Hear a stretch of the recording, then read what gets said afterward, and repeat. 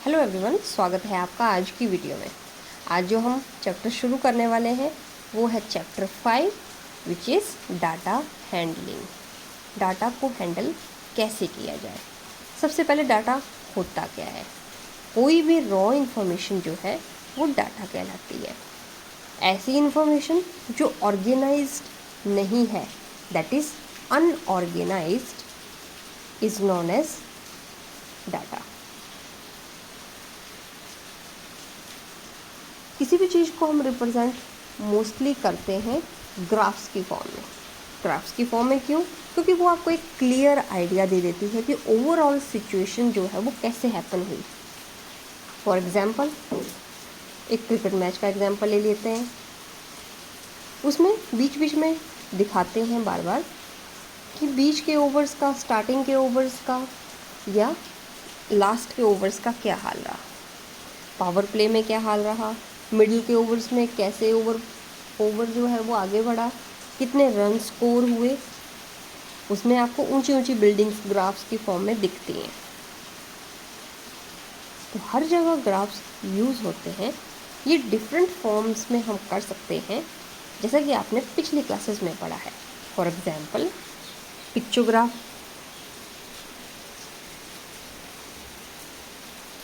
कोई भी इंफॉर्मेशन को आप पिक्चर्स के रूप में रिप्रेजेंट कर रहे हैं, दैट इज़ अ पिक्चोग्राफ।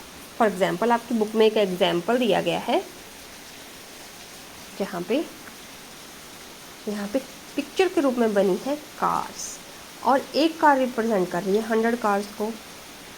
तो जुलाई मंथ में कितनी कार्स मान लीजिए ये प्रोड्यूस करती है, तो कितनी कार प्रोड्यूस की, एक तो पूरी है, दूसरी पूरी है, मीन्स 100 100 200, और नेक्स्ट वाली जो वो हाफ दी गई है, सो दैट इज़ 250। इसी तरह से सितंबर में 4 कार्स दी हैं, वो सिंबल होगी 400 का। Okay, means we are using pictures, that is known as pictograph. Second one is bar graph. Bar graph आपने लास्ट क्लास में भी किया है। आप अलोंग द एक्स एक्सिस और अलोंग द वाई एक्सिस ऐसे ड्रॉ करते थे। मान लीजिए जैसे कार की ही प्रोडक्शन का एग्जांपल ले लें हम। इस साइड आ जाएंगे मंथ्स का नेम, यहाँ पे जुलाई, अगस्त, सितंबर, अलग अलग मंथ जो भी आपको डाटा में अवेलेबल होंगे। साथ में मान लीजिए जुलाई मंथ से स्टार्ट किया उन्होंने, तो जुलाई मंथ में कितनी कार प्रोड्यूस की गई। ठीक है, ये जैसे हमने मान लो 100 का मान लिया है, तो जुलाई मंथ में जैसे कि इस डाटा के अकॉर्डिंग बोला गया है 250 कार्स। 100 200 तो हम यहाँ पे सेंटर में ले लेंगे। तो ये जुलाई मंथ का हमारे पास आ गया ये। ठीक है, उसी तरह से अगस्त में आ गया 300 कार्स।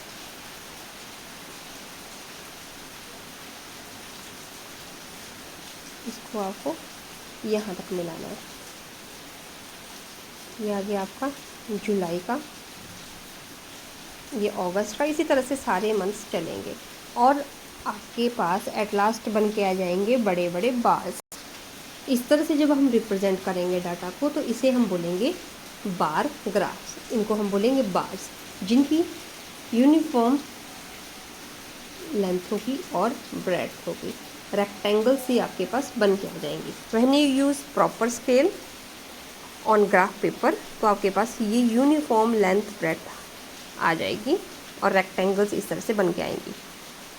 अगला है double bar graph. Double bar graph simultaneously जब आप 2 सेट्स ऑफ इंफॉर्मेशन में कंपैरिजन करते हैं, तो हम यूज़ करते हैं डबल बार ग्राफ।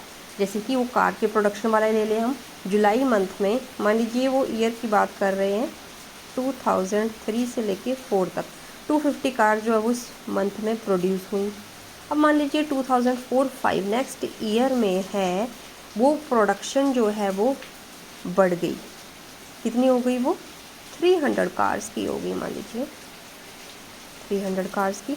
तो आपका बार ग्राफ जुलाई मंथ के लिए ही अगले साल के लिए 4-5 ईयर का ऐसे हो जाएगा।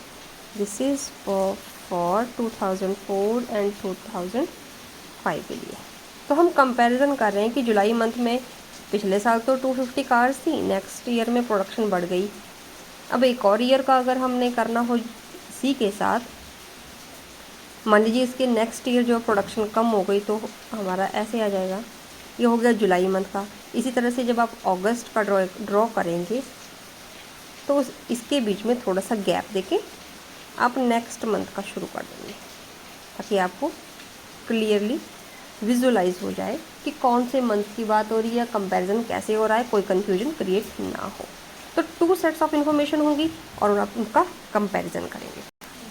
तो इतनी सी बातें हमने सीखी हैं प्रीवियस क्लासेस में।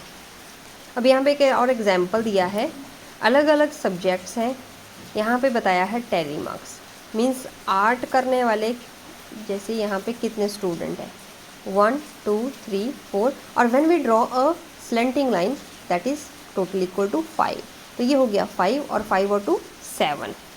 इसी तरह से हम अलग अलग सब्जेक्ट्स की फ्रीक्वेंसी लिख लेंगे। ये आती है आपके पास फ्रीक्वेंसी।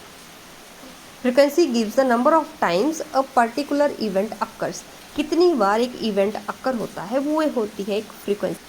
पर अब इस क्लास में नया क्या होने वाला है, लेवल अप होगा, तो डाटा भी बढ़ेगा। डाटा को हैंडल करने के लिए हम बनाते हैं groups. So next is grouping data. इतना डाटा होगा, इससे भी बड़ा बड़ा डाटा आएगा आपके पास, तो आप उसकी ग्रुपिंग करेंगे। जैसे कि इसमें सबसे छोटा नंबर आपको क्या दिखाई दे रहा है, यहाँ पे 7 5 भी है हमारे पास, और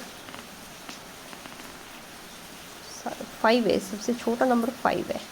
और सबसे हाईएस्ट नंबर आप इसमें क्या व्यू कर सकते हैं, वो होगा मैक्सिमम 50 से 60। 50 तो दिख रहा है यहाँ पे, 50 से 60 की रेंज में कोई नंबर आने वाला है, तो वो आ जाएगी आपकी हाईएस्ट रेंज। Highest range 50। तो हम क्या करेंगे, ग्रुप्स बना लेंगे, 0 से 10, 10 से 20, इवन ग्रुप्स बनाएंगे एक जैसे, जिनका विड्थ साइज़ जो होगा वो सेम होगा। अब 0 से 10 में 10 यहाँ पे भी दिख रहा है हमें, 10 यहाँ पे भी दिख रहा है, तो इसका मतलब ये तो नहीं है कि इस पर काउंटिंग 2 बार हो जाएगी।